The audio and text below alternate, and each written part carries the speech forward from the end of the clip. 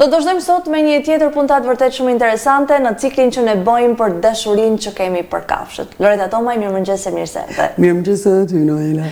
Tema e sotme është vërtet shumë e bukur, por përpara se të flasim për temën, unë doja të thoja diçka vërtet nga zemra. Sa herë të kam studio, sikur ndrin kjo studio, e gjithë dita më nis mbarë. Edhe dita ime. Kështu që nga zemra të falenderoj pafundësisht. Tani, ti ke menduar që të flasim sot për emrat.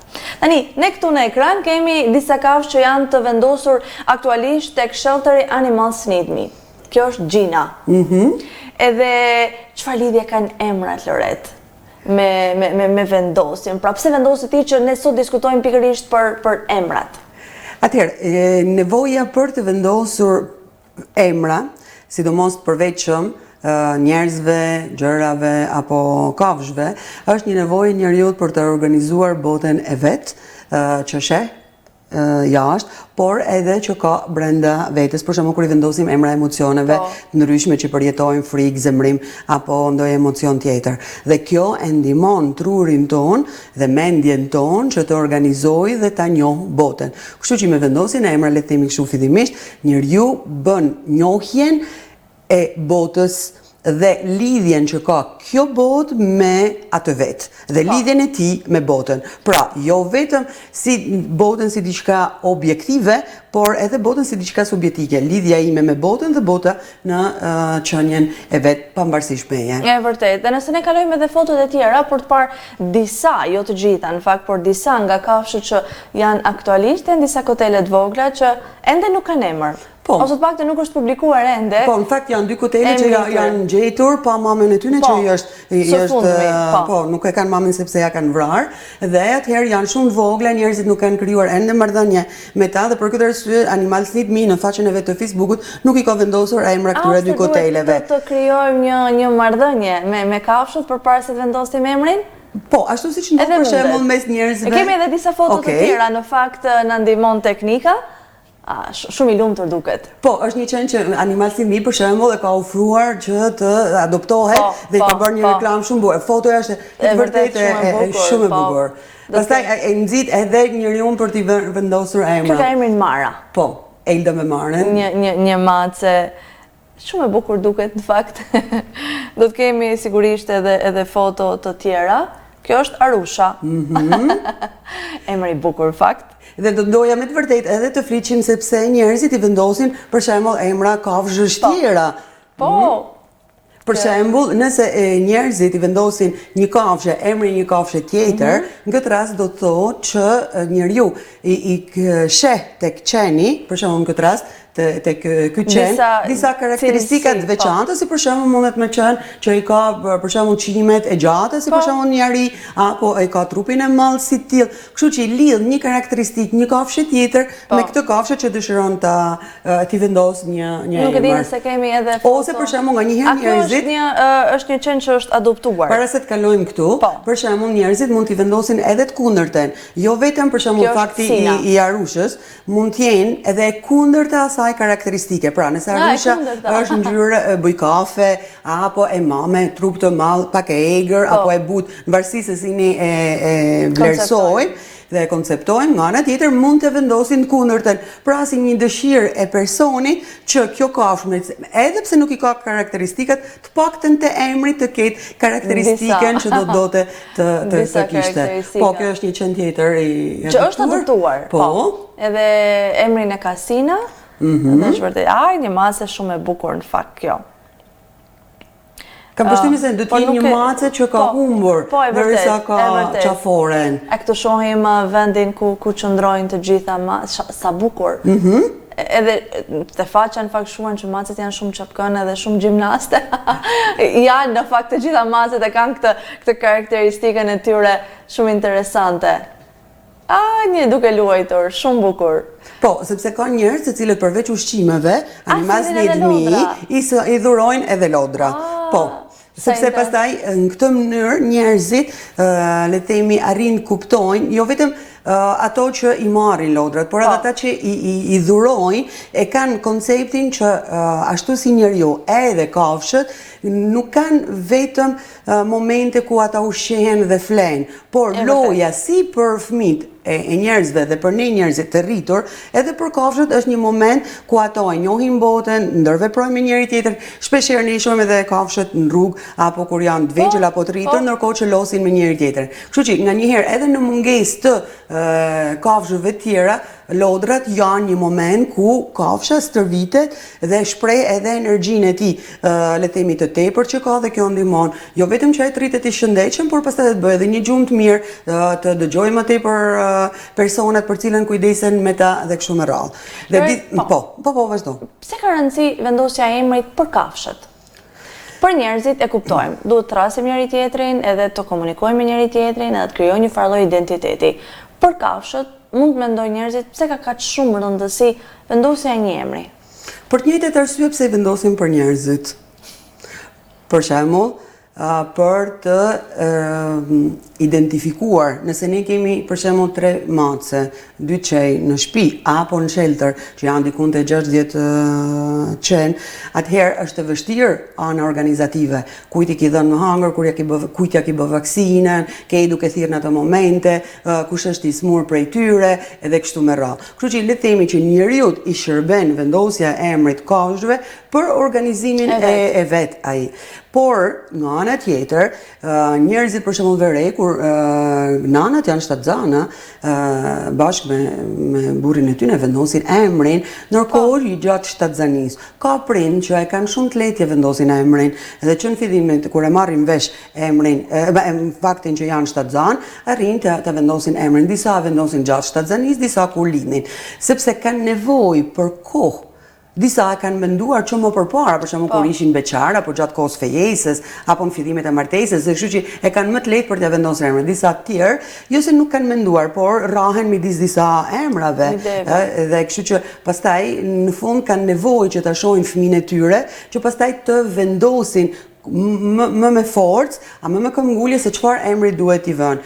Dhe kjo tregon edhe karakteristiken, do thotë që njeriu nuk ja vën emrin për shembull një fëmijë për ëndrat e veta, siç e ka ndruar, por edhe për faktin se ka dëshirë ta shohë, ka dëshirë të krijojë sadopak marrëdhënie me atë person. Kështu që vendosja një emri diçkaje nuk bëhet kështu ftohtë, por masi personi fillon e krijon një lloj marrëdhënie. Pra, fakti që vendosim emrin është le të themi automatikisht shprehje që ne kemi filluar të kemi marrëdhënie, në këtë rast me fëmijën, apo me kafshën, apo me një bimë e kështu me radhë. Disa herë, edhe bimët, njerëzit nuk ndalen vetëm tek emrat shkencor që i kanë vendosur shkenca, kafshës si ka klasifikuar, por edhe secili prej nesh mund t'i vendosi një emër, apo për shembull Shkodra ka disa lule, kanë disa emra të caktuar që vetëm shkodranët i thrasin, apo vetëm disa persona.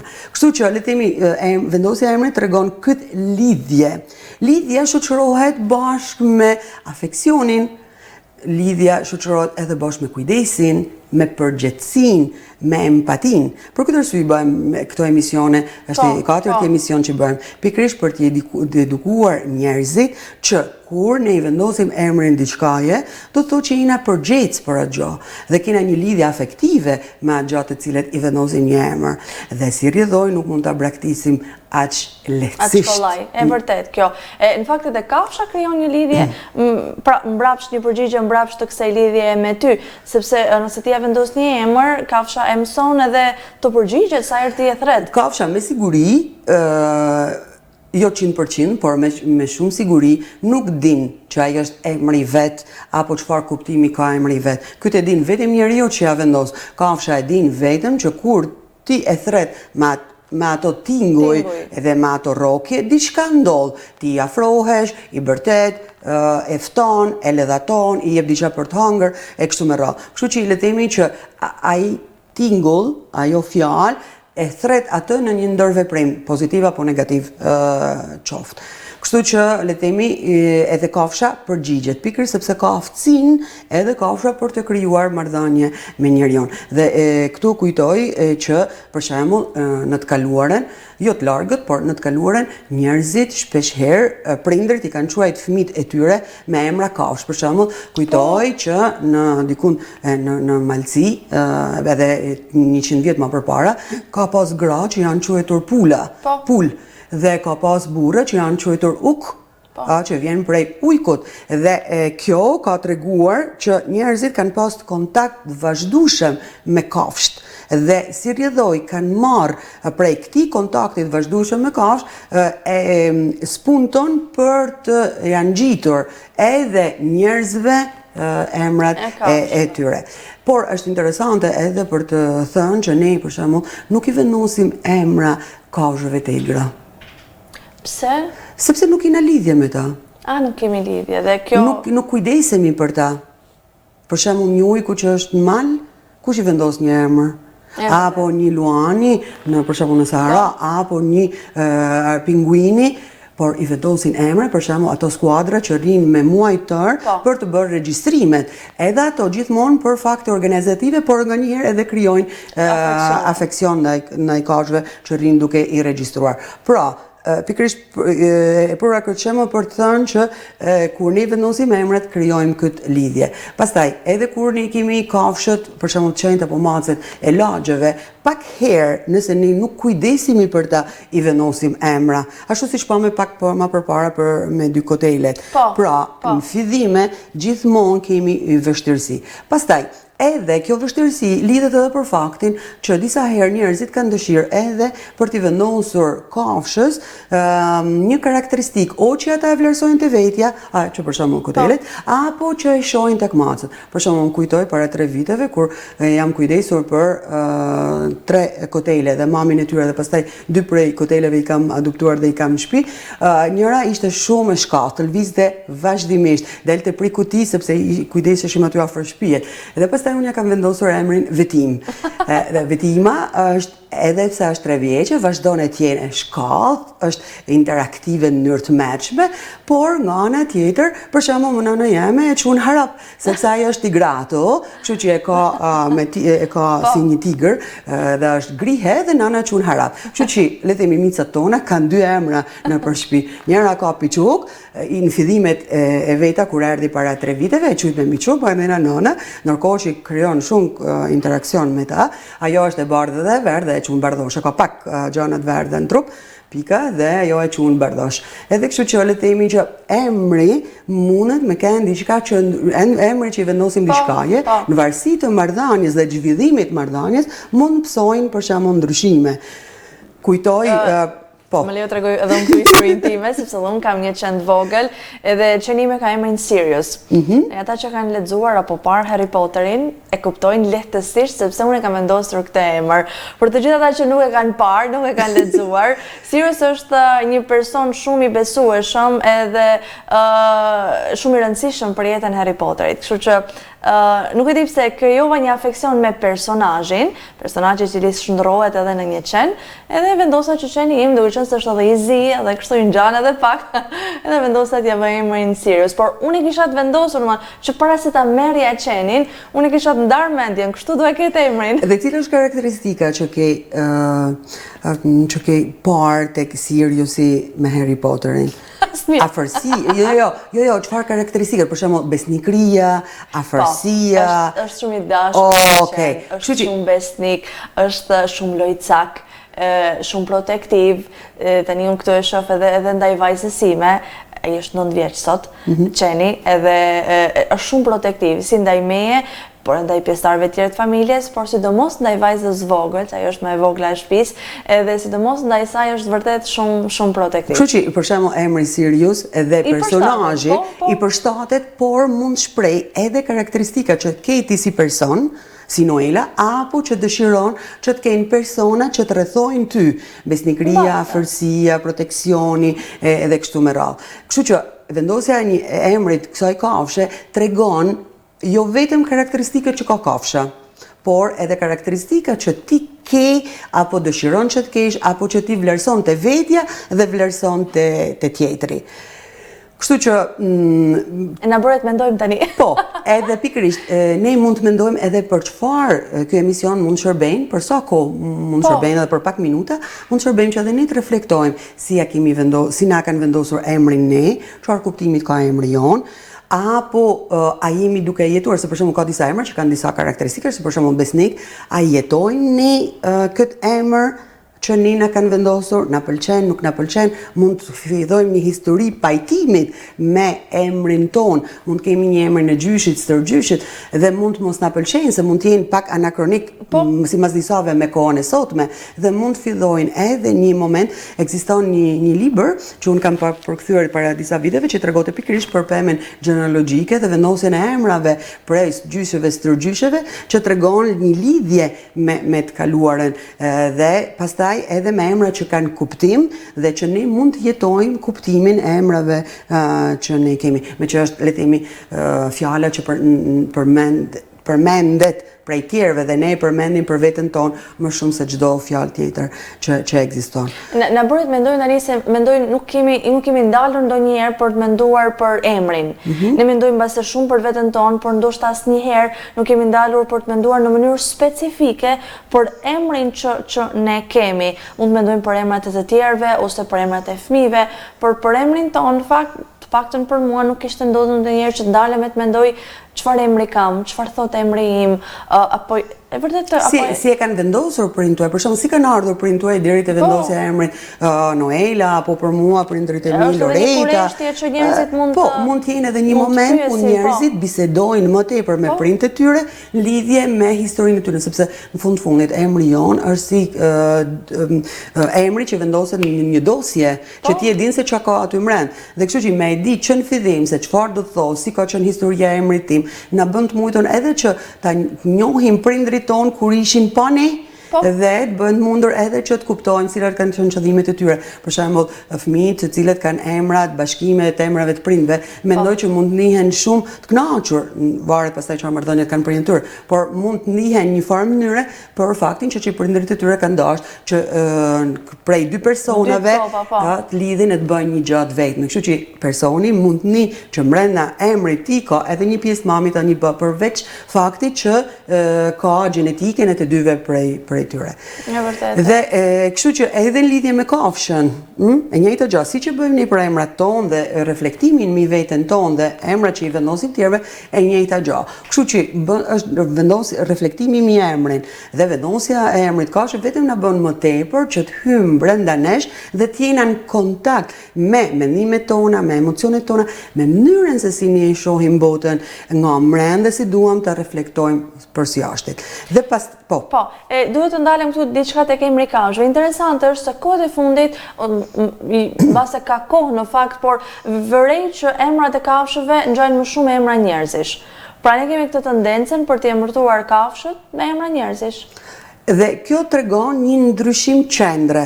Nëse më përpara, si tha, para 100 viteve, ishte bota jashta personit, që e rrethon personin, dhe për këtë arsye pul, uk e kështu me radhë, teshti personi, le themi me rilindjen e këte, jo me rilindjen në letërsi, le themi që njeriu ka filluar të vendosir veten në qendër. Për këtë arsye, le themi që tendenca nuk është më që të përdor emra kafshësh, por që kafshët kenë emra njerëzish.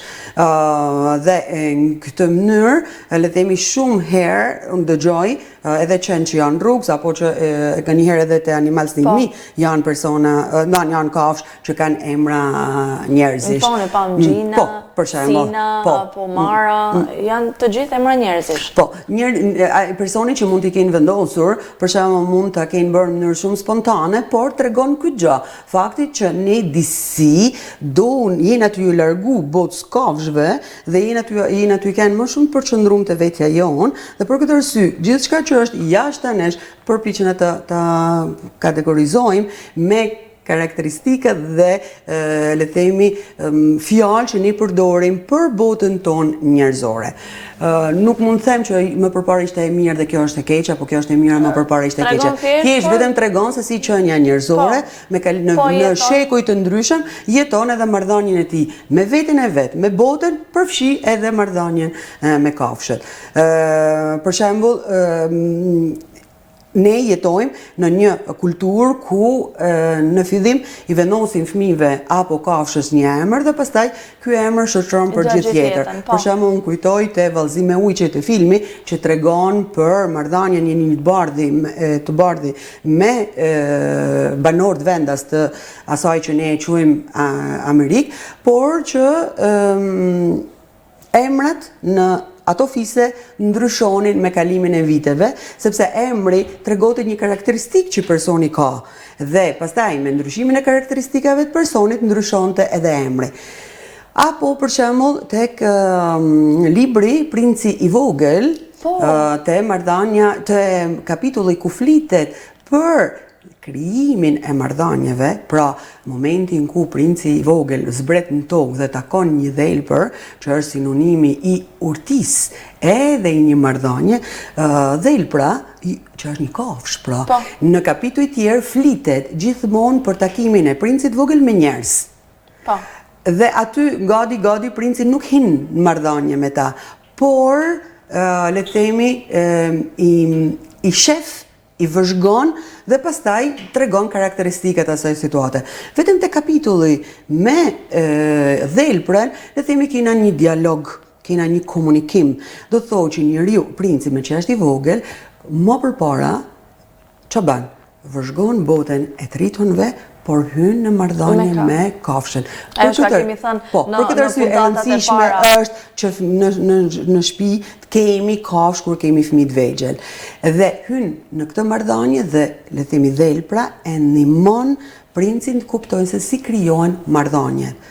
Dal nga dal, zbutja nuk vjen për një herësh, por dal nga dal, I herë larg, I herë me bishsynit, mandena duke u ofruar më afër, ty shiku gjithmonë më në sy, edhe mandena mbrapa duke kriju lidhjen, në mënyrë që të krijohet besimi pak nga pak dhe mos të thehet ai më një herë. Dhe pastaj princi në këtë marrëdhënie kupton që edhe lulen që ai kishte te planeti I tij, edhe pse si kishte vu emër, por lulja kishte zbut dhe kishte kanë kjo marrëdhënie që e kishte zbut.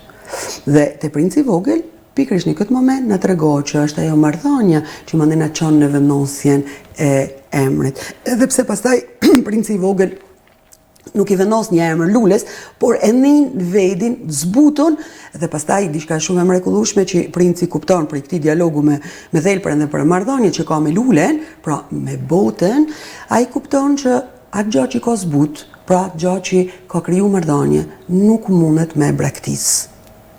Edhe kjo është më e bukur. Dhe ajo është përgjec, dhelpra I thotë që ti I përgjec për ta njëjtën për atë gjë që ti ke zbut. Edhe kjo është shumë e bukur. Për këtë arsye, shumë e thellë. Me të vërtetë, na prek në thellësitë më të mëdha të zemrës tonë. E vërtet. Aty ku qëndron me të vërtetë themeli I një marrëdhënie. Për këtë arsye, disa herë te faqja Animal.me lexoj shkrime apo lajmërime ku njerëzit që kanë humbur macet e kafshët e tyre thonë që jemi gatshëm edhe të paguajmë një kontribut vetëm se jemi në marak apo që fëmijët I kemi shqetësuar vetëm që ta gjejmë. Na ndihmoni me gjejt. Qoftë edhe me shpërndarjen e faqes. Ndoshta jo konkretisht duke dalë me e kërku, por ndoshta duke pas një sy më të kujdesshëm në lagjet ku kalojmë, apo duke lexuar, apo duke bërë. Vetëm për këtë arsye se njeriu krijon këtë lidhje, ka vendosur këtë emër, ka investu kohë, energji, edhe lek, sepse me majt kafshë në shtëpi, sidomos është një farë shpenzimi, qoftë me ranin, qoftë me ushqimin, qoftë me kohën për pastrimet e kështu me radhë. Kështu që kjo krijon afeksion dhe personat nuk është se thonë au shoqër që iko prej shtëpie, por lajmërojnë, vejnë kontakt, vejnë në shërbim edhe lek për me mujt për me e gjetë. Pastaj si ka dhe pronar termi pronar, le të themi, unë e thash sepse është një fjalë që përdoret, nuk më pëlqen as pak, po persona të cilët kanë kafshë disa herë, për shembull, edhe i lejojnë që nuk i binë mrapa kur ato i largohen prej shtëpisë. Por kjo tregon edhe një lidhje jo aq të ngushtë. Po, sigurisht. Sigurisht. Një parancë që personi ka. Kështu që le të themi që emri është i rëndësishëm sepse shpreh këtë marrëdhënie, përgjithësijet, këtë aftësi që njeriu ka për me qenë empatik dhe me hyrë në marrëdhënie me krejt krijimin. Po them me krijimin, me botën, me krijimin që Zoti ka. Ne jena krijesa për ata që besojnë, jena krijuar prej Zotit për ata që nuk besojnë. Jena të krijuar prej natyres, por gjithsesi jena krijesa dhe jena pjesë e këtij krijimit. Nuk jena le të themi as qendra, as zotrusit, as pronart. Jemi thjesht si na ka vu natyra, apo nëse ne ka vendosur Zoti, jena shërbëtorët, ato që e mbarshtojnë këtë krijim. Dhe fakti që kur ne vendosim vendin në vendin e Zotit apo në vendin e atij pronarit, atëherë bota shkatërrohet siç po e shohim shumë herë. Me ndotje të llojeve nga më të ndryshme apo edhe në asistimin e situatave ku i vrasim kafshë, por duhet me pas parasysh. Disa thonë që është thjesht një mic apo është thjesht një qen. Nuk është vetëm se duhet me pa në dy aspekte. Duhet me pa në aspektin edhe të qenit, e të micës, në këtë rast, apo të kalit, apo të gomarit, apo çdo kafshë tjere, që për jetën e tij, por edhe për jetën tonë, qeni dhe mica apo çdo kafshë tjetër janë, le të themi, nën përkujdesjen tonë. Nëse ne nuk kujdesemi për ta, kemi më vështirësi të kujdesemi edhe për qenien e njeriut, për motrën tonë, për vllajën tonë, për burrin, për gruan, për nanën, për babën apo për kështu me radhë. Kështu që nuk është thjesht një mic, por tregon që unë jam i aftë mi bën një qenie mirë apo keq, një qenie që nuk mundet me umrojt. Tash imagjino se që mundem i bë dikujt tjetër. E vërtet, kjo është një thelb shumë i fortë për të ndalur e për të menduar se dhe për këtë arsye, kjo është arsyeja që Animal Snimi ka dëshiruar që të bëhen këto takime dhe shumë tjera nëpër shkolla për shembull, apo me nxënësit apo me prind, pikërisht për t'i ndihmuar njerëzit për me kuptuar që ajo që ne i bëjmë kafshë, si në të mirë si në të keq, është shprehje si e kemi në shpirtin, si jemi edukuar dhe si pastaj veprojmë në shoqëri me njëri tjetrin. E vërtet. Kjo është edhe arsyeja pse ne po realizojmë edhe të cikël emisionesh për ndërgjegjësuar sa më shumë njerëz, për të bërë të mendojnë pak më tepër për çdo veprim, sa do i madh apo i vogël qoftë ai. Sigurisht edhe për t'i frymëzuar pastaj pak më shumë për dashjen e kafshëve. Për shembull, në këtë periudhë para 3 javëve, një mace, le të themi kështu mace rruget, ka zgjedhur një dyqan afër shtëpisë time dhe ka shku, sepse ato shitset aty janë kujdesur për macen, ndërkohë që ishte ende pa mbetur, pa pasur kotele, dhe pastaj tani kujdesen të shtreja për kotelet e vogla dhe për mamin mace, dhe kjo edhe pse nuk i kanë vendosur një emër, ndoshta me kalimin e kohës do t'ja vendosin, por të paktën ajo siç thotë edhe te princi i vogël, ekziston kjo dashamirësi e këtyre personave që jetojnë dikun tjetër, që vinë aty e punojnë dhe që pastaj kujdesen për lagjet, për macet apo për qenë që janë të asaj lagje. Dhe kjo është me të vërtetë një ndërveprim edhe një shembull i mrekullueshëm. Nuk është i vetmi në Shkodër, por është një prej shembujve të cilën unë e di sepse e shoh aty. Edhe sa mirë që jemi edhe kemi këtë hapësirën televizive për t'i transmetuar të gjitha këto shembuj edhe për t'i frymëzuar të gjithë njerëzit për të ndjekur shembuj të tillë. Kemi nevojë në fakt për shembuj të tillë frymëzues. Të falenderoj Loret pafund. Të falenderoj për gjithë informacione kaq të bukura për këtë çështje kaq të bukur që na solle sot në emision. Faleminderit shumë prej te dhe për kohën edhe që vini në dispozicion për edukimin e njerëzve në 360 gradë. Është kënaqësi shumë e madhe. Faleminderit edhe ju miq që keni përcjellë një intervistë të tillë. Urojmë ta kemi merituar privilegjin e kohës suaj.